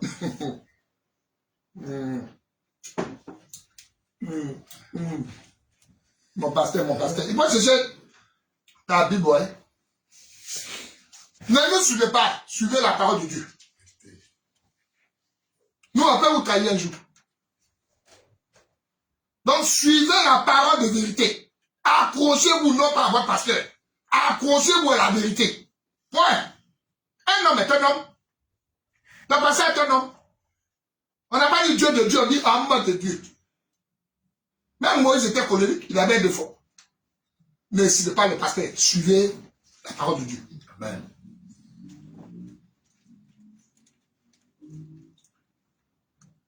Amen. Amen. Donc, on comprend maintenant le sel. Ça va. Donc, ce plateau neuf là, c'est le corps de Christ. Un corps saint. Et maintenant, c'est clair. Vous venez de saisir le mouvement du plateau et le mouvement du sel sur le plateau. Je ne vais pas aller loin. Je reviens maintenant pour terminer avec notre thème, un autre texte. C'est bon, hein? Ça vous fait du bien? Aïe, à partager. Kamel Koussou, tu es en retard. Tu es en retard. Il faut mettre beaucoup de partage. Hein? Doyen Emmanuel. Toi, tu es administrateur, on n'a pas dit de partager. Il faut partager, hein? Allez à partager. Je vais voir du partage ce soir. Tous les fils de Dieu. Shalom à toi, Atara Dokas Jeanne, que l'Éternel, mon Dieu, te bénisse en abondance. Distribue le blé de Dieu. En bas. Bénis Ruta, je n'ai pas encore vu tes partages. Je cherche. Je ne vois pas tes partages. Salomé Binaté, où sont tes partages, ma fille? Que l'Éternel, mon Dieu, te bénisse en abondance. Waouh, il y a du bon monde ce soir, hein? Soyez bénis, soyez bénis, soyez bénis. Youssef Manassé, où ça est? Maintenant, regardez. Nous allons maintenant rentrer dans notre thème en quelques minutes, en quelques instants. On nous dit donc, je suis passé là-bas, pourquoi on essaie de voir le plateau, le plat. Quelqu'un commence à comprendre quelque chose. Donc tu vois que maintenant on rentre chez Jean-Baptiste, on voit maintenant que dans le Nouveau Testament aussi, il y a un plateau qu'on nous présente. Mais attention, il va être véhiculé. Alors on a apporté la tête de Jean-Baptiste sur un plateau, sur un plat. Attention, là je remonte. Voilà. La tête, c'est la prééminence. La tête, c'est le commencement. La tête, c'est le premier. Quand vous allez dans Colossiens 1, 18, là-bas on nous dit la tête, c'est le commencement, c'est-à-dire on nous dit que il est le premier, il est le commencement, il est, donc, autrement dit, la tête représentant le premier, le commencement et la prééminence. Colossiens chapitre 1, 18. Colossiens 1, verset 18. Or, la prédication de la croix est une folie pour ceux qui périssent. Colossiens chapitre 1, verset 18. Mes amis, je souhaite vous donner la bombe avant de vous laisser. Suivez ici, je vais casser très fort le dalle. Regardez. Colossiens 1, 18. Il est la tête du corps de Attends. Il est la tête. Dans la tête, c'est tout un homme. Amen. Oui, continue. Du corps de l'Église. Il est le commencement. Ah, dans la tête, c'est le commencement. Dis amen. Amen. Hein? Le premier-né. Ok. Dans la tête, c'est le premier-né. Dis amen, on va continuer. Amen. Donc, on comprend qu'en réalité, la tête, c'est la grâce. Amen. La tête, c'est la nouvelle alliance. La tête, c'est la prééminence. C'est le premier. La tête, c'est le premier-né. Mais la tête aussi, je vais tuer tout de suite, c'est la parole de Dieu. Je viens. Je commence. Écoutez ça. Donc, dans la scène qui nous rassemble ce soir, on dit que Salomé a dansé et elle a demandé la tête de Jean-Baptiste. Maintenant, on nous dit qu'on a coupé la tête de Jean-Baptiste et on a aplati ça sur un plateau et on lui a apporté quoi? La tête de Jean-Baptiste sur un plateau. Je commence d'abord par vous faire remarquer que nous sommes dans un palais royal. Amen. Amen. Pourquoi je n'ai pas eu cette grâce d'avoir ce message-là? Oh! Donc, c'est-à-dire, nous ne sommes pas à Djamé, nous ne sommes pas à Parigo, nous sommes dans un palais royal. Les bras sous Kalama. Tu vas comprendre ça. Il faut avoir la grâce de l'esprit. Donc, je vous rappelle que nous sommes dans un palais royal. Ah, nous comprenons que la tête là, sur un plateau, alors je pose la question, d'où vient le plateau? Donc, tu ne peux pas voir, c'est une grâce. Parce qu'on ne peut pas présenter un vilain plateau au roi. Amen. Donc, c'est un plateau qui sort de la maison royale. Amen. Ah non, attends, tu ne peux pas voir ça. Amen. Ah, j'aime la Bible. Amen. Donc, c'est un plateau royal. Parce que c'est un plateau qu'on doit apporter au roi. Là, je vais monter. Donc, ce plateau-là on va placer sur ce plateau royal la tête de Jean-Baptiste. Pourquoi? Parce qu'on doit présenter le plateau au roi. Amen. Donc, ce n'est pas n'importe quel plateau. Nous saisissons. Et c'est là où je viens maintenant. Attends, tu vas souffrir sur ce soir. Donc, ce plateau-là vient du palais royal. Ce plateau-là est un plateau royal. C'est un plateau qui sort d'un palais. Est-ce que tu me vois venir? Amen. Attrape mon habit parce que tu vas te perdre dans la forêt. Je suis en train de marcher. Si tu m'as laissé, on va crier pour te retrouver. Donc nous comprenons que ce plateau-là, c'est un plateau de Timothée. C'est un plateau, c'est tout un corps, mais qui sort du palais royal. Amen. Donc, un plateau sorti du palais royal. C'est alors que vous allez voir, ce plateau-là, il a deux identités. Donc, c'est soit un plateau en or, pour le plateau roi, hein, soit c'est un plateau en argent. Donc, on voit que c'est un plateau, c'est pas un plateau comme ce qu'on voit au marché. Donc, c'est un plateau qui a l'argent et l'or. On est d'accord? Donc, on a un plateau royal. Amen. Parce que c'est pas un plateau ministériel, c'est pas un plateau députatiel ou bien mériel, tout ce que vous voulez, ou bien primaire. C'est un plateau royal. Donc, c'est le meilleur plateau du pays qui doit être sur le président. On est d'accord? Donc, c'est un plateau d'or et d'argent. 2 Timothée chapitre 2, verset 20 à 21, dit quoi? 2 Timothée 2, verset 20 à 21. Attention. Dans une grande maison, il n'y a pas seulement des vases d'or et d'argent. Ok.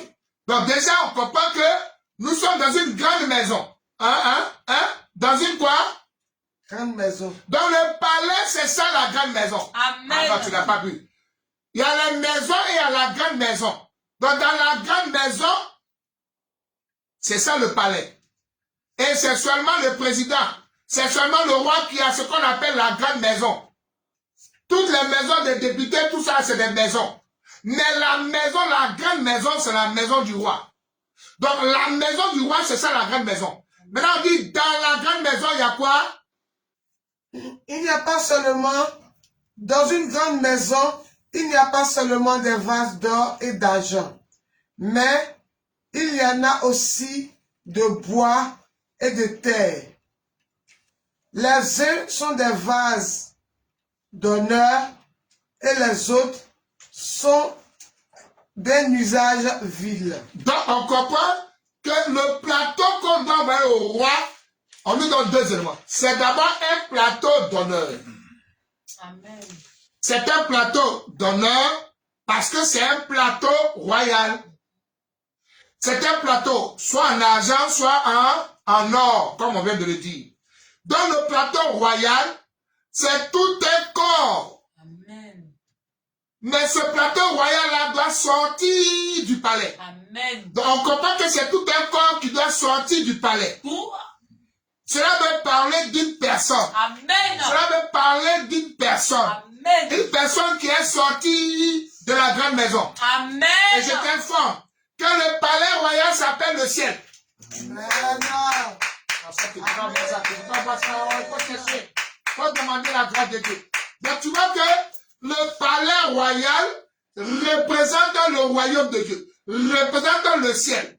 Alors le plateau,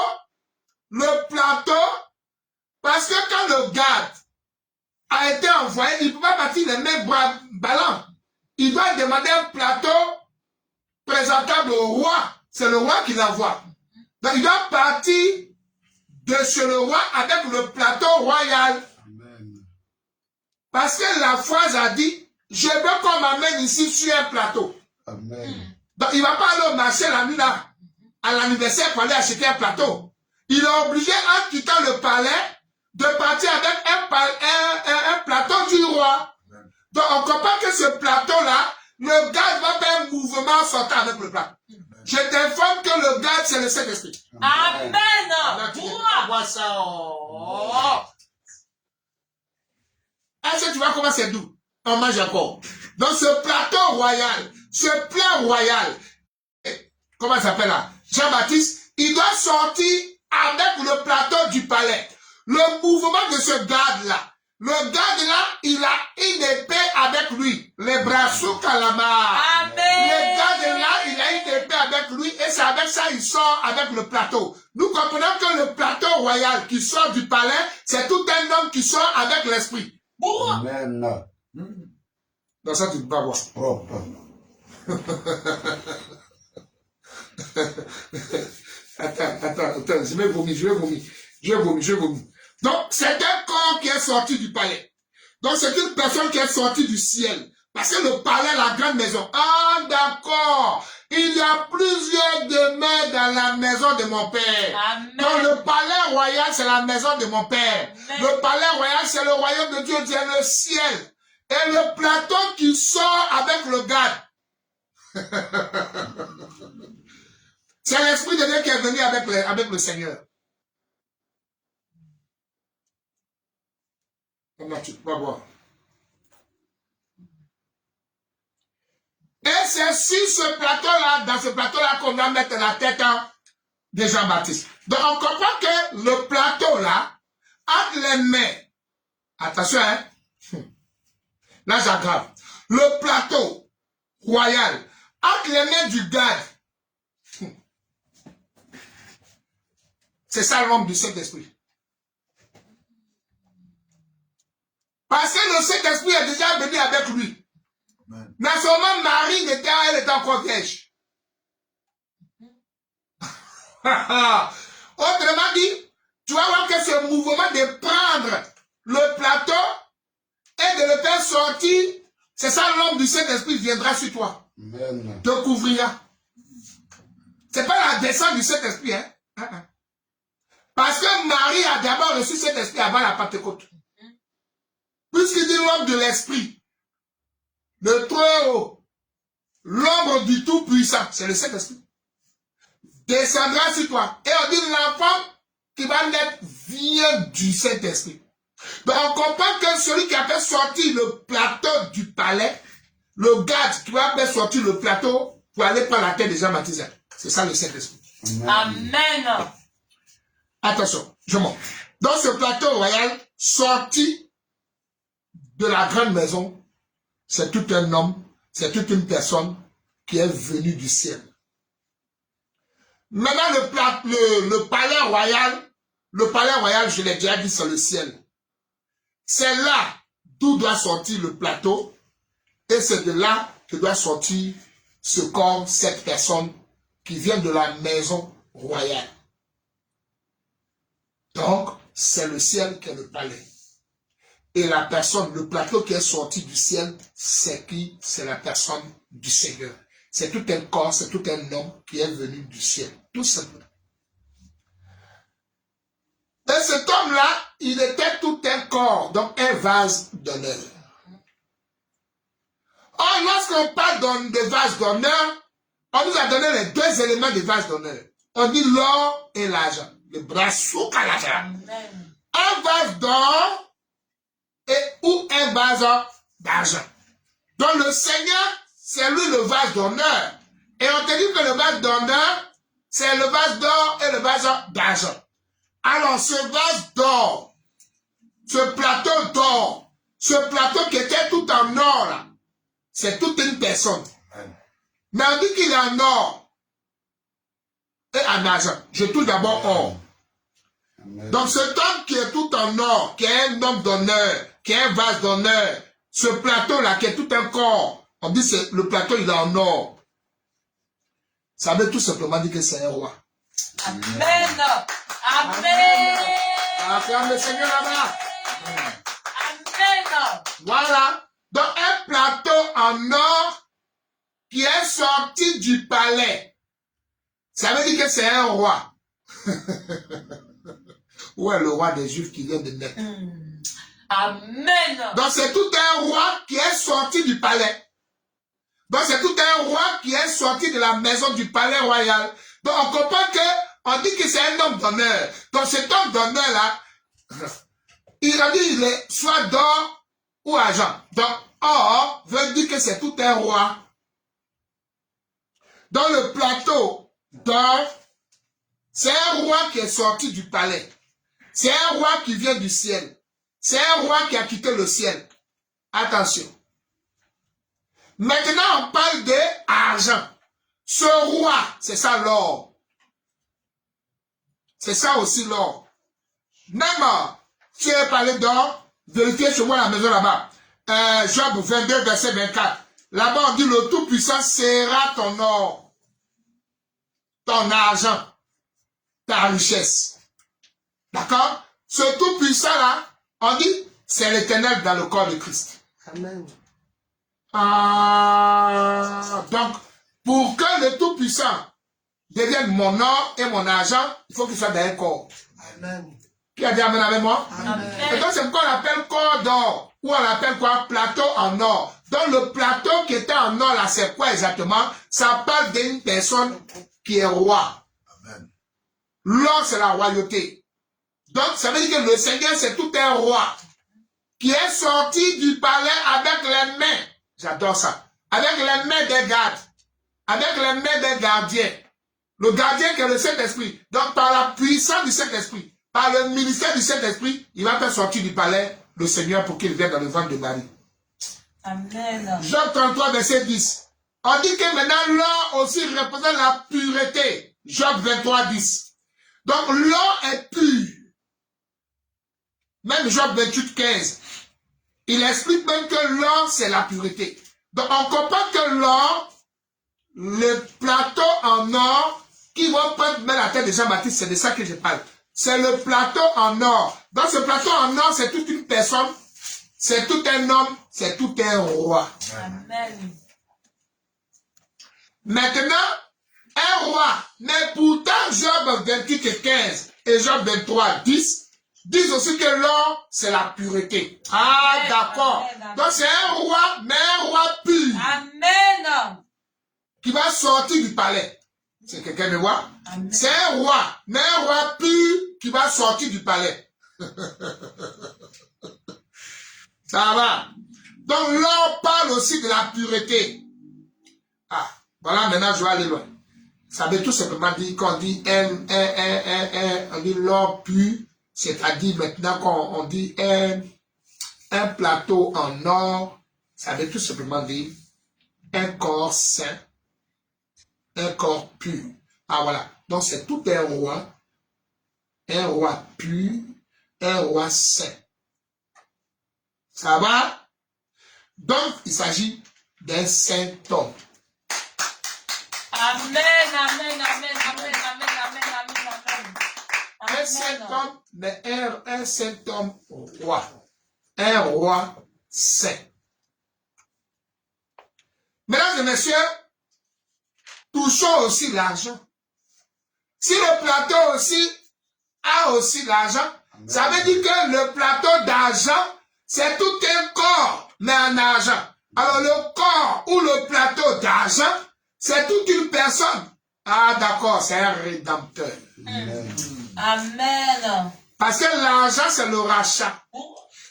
Donc c'est lui qui est venu nous racheter. C'est une personne qui va venir nous racheter. Donc c'est tout un corps qui est rédempteur. Donc l'argent ici parle de la rédemption. Donc c'est tout un corps qui est sorti du palais.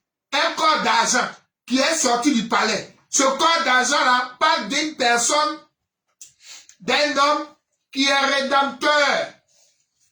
Donc un c'est ça, il est sorti du palais pour nous racheter. Qui a dit amen là-bas? Amen. Donc c'est un rédempteur, c'est un corps qui va être utilisé pour racheter. C'est ça le plateau d'argent. C'est un rédempteur venu du palais pour nous racheter. Voilà ce qu'on peut dire en vous présentant, mesdames et messieurs, le plateau. Ça, c'était le plateau. Il était important que vous reteniez que, en conclusion ici, sur le plateau, parce qu'il y a bien terminé, mesdames, sur le plateau, Pardon, le plateau, on a dit que c'était tout un corps. Et on a dit que ce corps-là, c'est un homme, c'est une personne. Et ensuite, on a vu que c'est une personne, mais c'est un corps royal. Donc, c'est tout un roi qui contient, n'est-ce pas, en lui, la plénitude de la divinité. Et Dieu était dans cette personne. Donc, ce plat-là, ce plateau-là représente la grâce. Ce plateau-là représente aussi une nouvelle alliance qui doit être tissée. Mais en plus, troisièmement, c'est une personne royale, c'est tout un roi. C'est pourquoi il y a plateau d'or, plateau en or, mais aussi en argent, parce que c'est tout un rédempteur. Mais il y aurait un mouvement d'un gars qui va venir le faire sortir du palais. Il était à l'intérieur. Donc on comprend que c'est un rédempteur sorti du ciel pour venir racheter. Donc, ce roi, cet homme, ce rédempteur-là, c'est aussi un homme pur, un saint homme. Ça va? Amen. Je monte encore. Ce plateau-là, je monte. Oh! Ce plateau-là, je vais monter. Il représente aussi le ministère de la parole de vérité. Amen. Voyez-vous, quand on va placer une tête sur le plateau. Or, la tête, on a déjà vu ça tout à l'heure, c'est le Seigneur. La tête, c'est le Christ. Et la tête qui est sur un plateau, ça parle du ministère de la parole. Parce que la tête, c'est le Seigneur.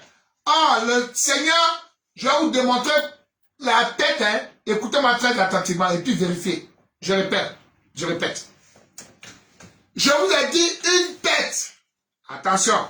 Ce qui vous fatigue, c'est dans la tête le mot Jean-Baptiste. N'allez pas là-bas d'abord. Ce qu'on constate, c'est une tête. Or, par définition, la tête, c'est une personne.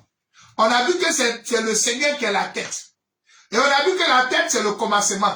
On a vu que la tête, c'est la prééminence. Donc, la tête, c'est le commencement. Maintenant, je vous pose la question. Au commencement était quoi? Au commencement était quoi? Amen. Donc, tu vois que si la tête, c'est le commencement, il faut aller voir le commencement. On te dira que le commencement, c'était la parole. Donc, la tête devient la parole. Amen. Mais attention, la parole de vérité. C'est pas n'importe quelle parole. Parce que c'est la tête qui était au commencement. Et au commencement était la parole. Ah!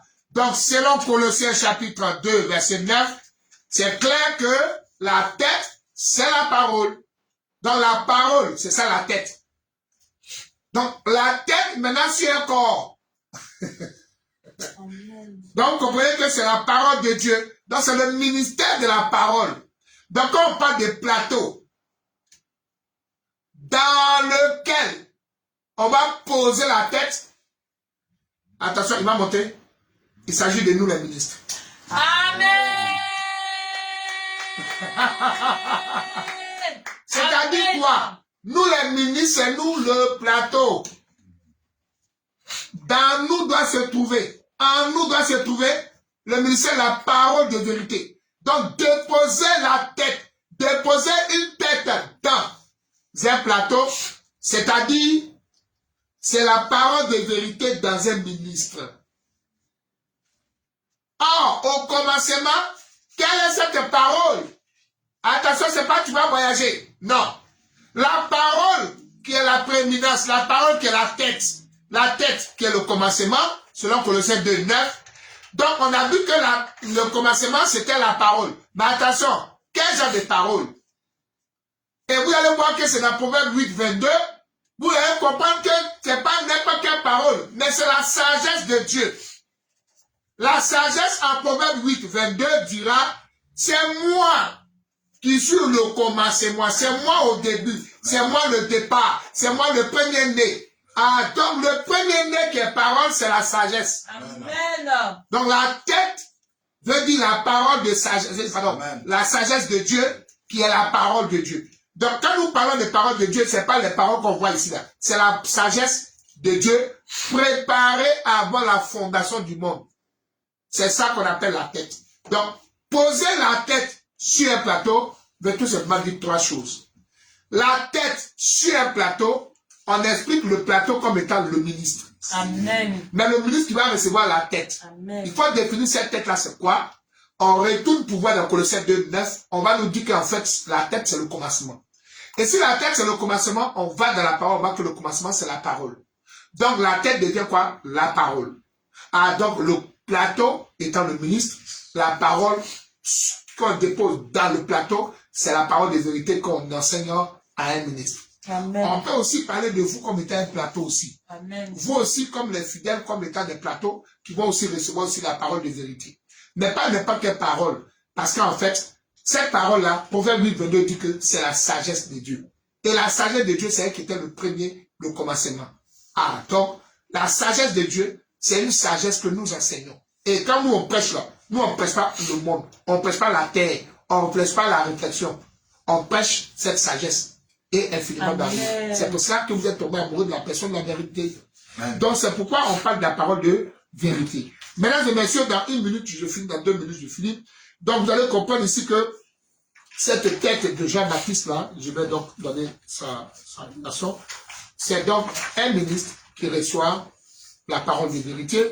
C'est donc le Seigneur qui reçoit l'enseignement de son Père, parce qu'il dit que tout ce que je vous dis, je l'ai appris de mon Père, tout ce que je fais, je l'ai appris de mon Père.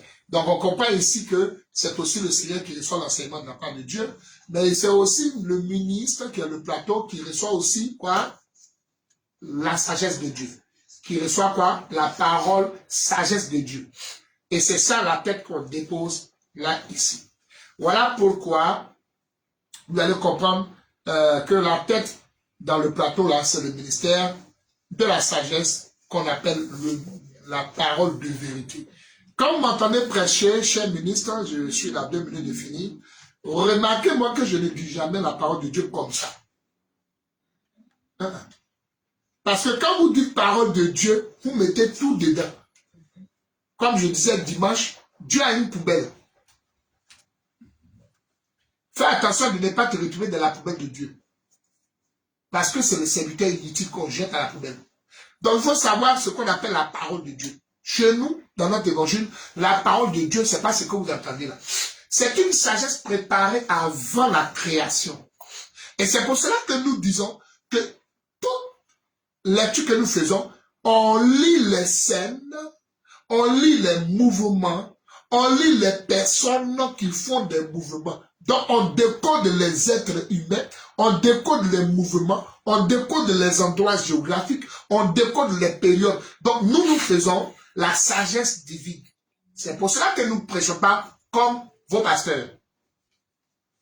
Ne me tapez pas, je suis votre frère. Donc, le plat ici, le plateau ici, c'est le ministère de la parole. Donc, une tête sur un plateau veut dire ministère de la parole. Amen. Tu n'as pas dit ça. Tu n'as pas dit ça. Tu n'as pas dit ça. Je dis, ce qui vous fatigue là, c'est que d'abord, tête, c'est tête de Jean-Baptiste. Donc, vous pouvez voir clair. Maintenant, je vous dis, enlevez le nom de Jean-Baptiste. Je dis, une tête sur un plateau, ça sera le ministère de la parole. Amen.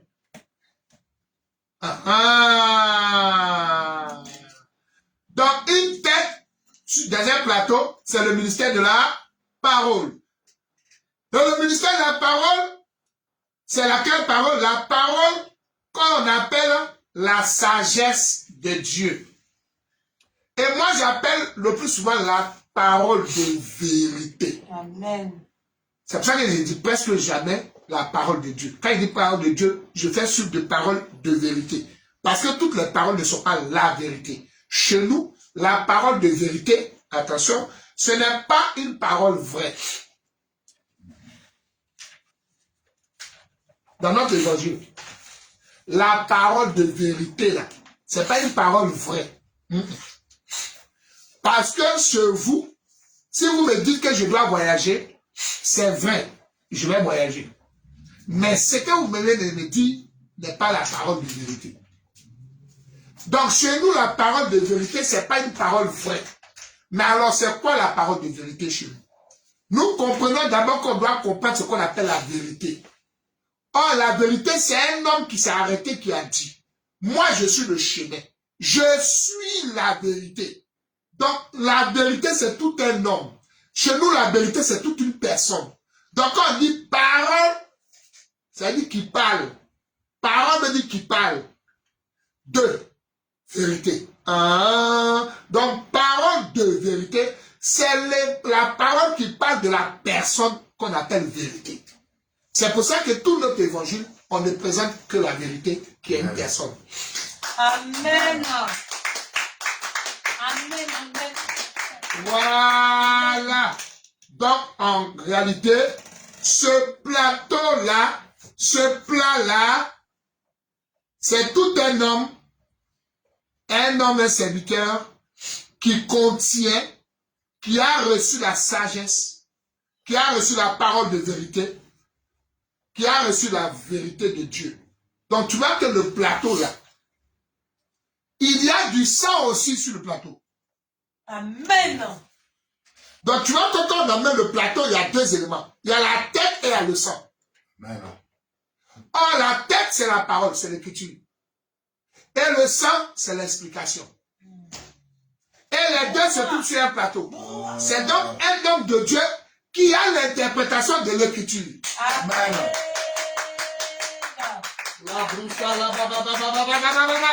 Donc, tu vois que sur le plateau qu'on apporte, les deux éléments sont importants. Dans la tête, c'est l'écriture. Et le sang qui est caché à l'intérieur de l'écriture, c'est ça qu'on appelle l'interprétation. Dans la tête qu'on lui a apportée là, il y avait aussi la tête, mais il y avait du sang. Et les deux éléments se trouvaient dans le plateau.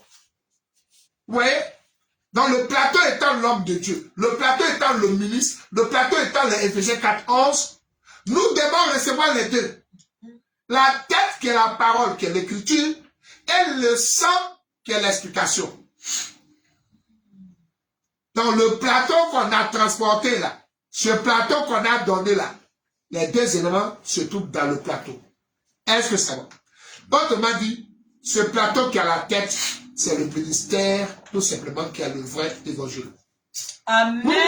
Je répète, la tête sur le plateau veut tout simplement dire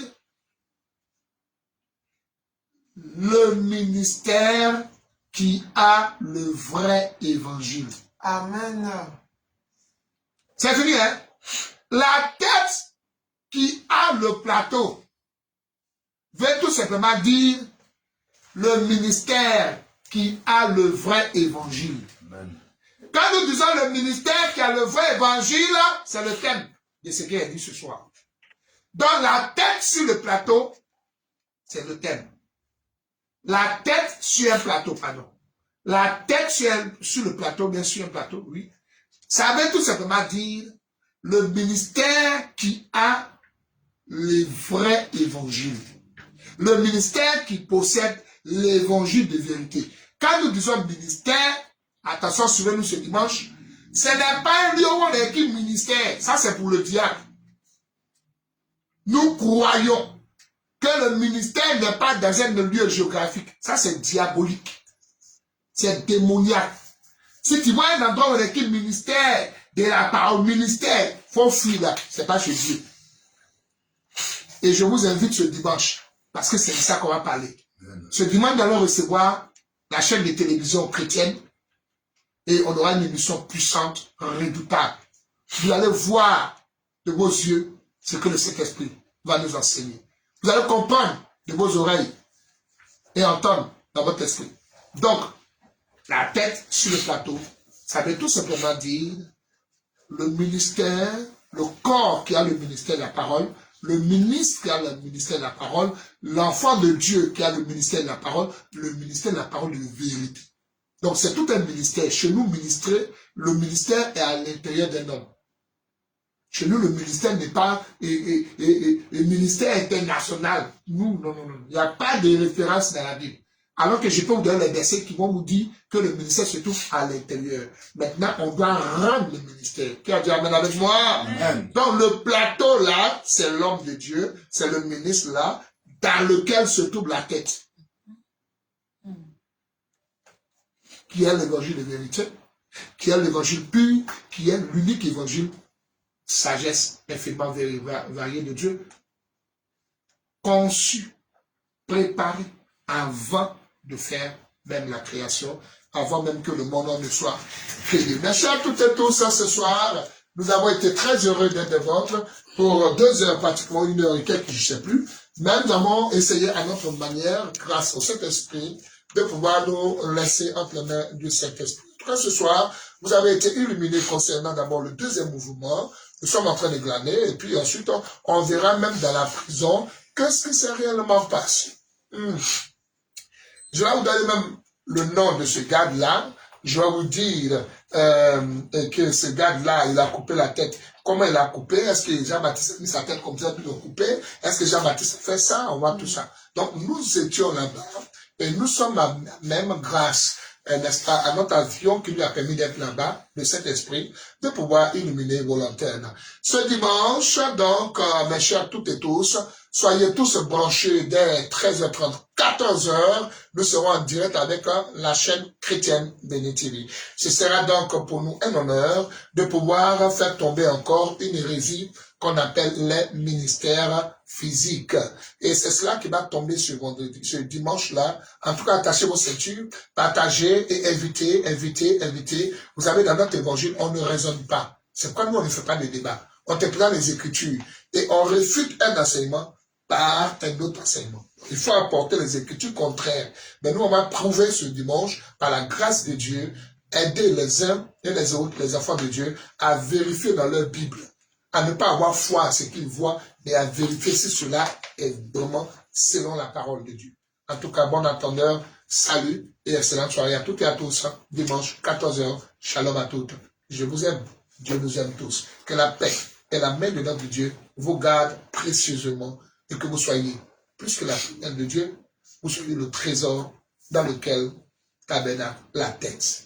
Le corps de Jean-Baptiste, ce sera la semaine prochaine. Waouh! Un corps sans tête? Waouh! On va voir le mystère du corps sans tête. Et le sang qui est resté dans la prison, et le sang du parcours du chemin. Vous allez voir la croix là. Non, oh my God. J'ai commencé à démystifier. Donc vous allez voir que la tête qu'on a attrapée a coulé des gouttes sur le chemin jusqu'au palais. Vous êtes gâtés. Mais bon, on verra. Ça va dépendre. Partagez pour dire merci au Seigneur et merci surtout au Saint-Esprit. Excellente soirée. C'était nous, c'était Dieu. Ce sera toujours Dieu. Bonsoir.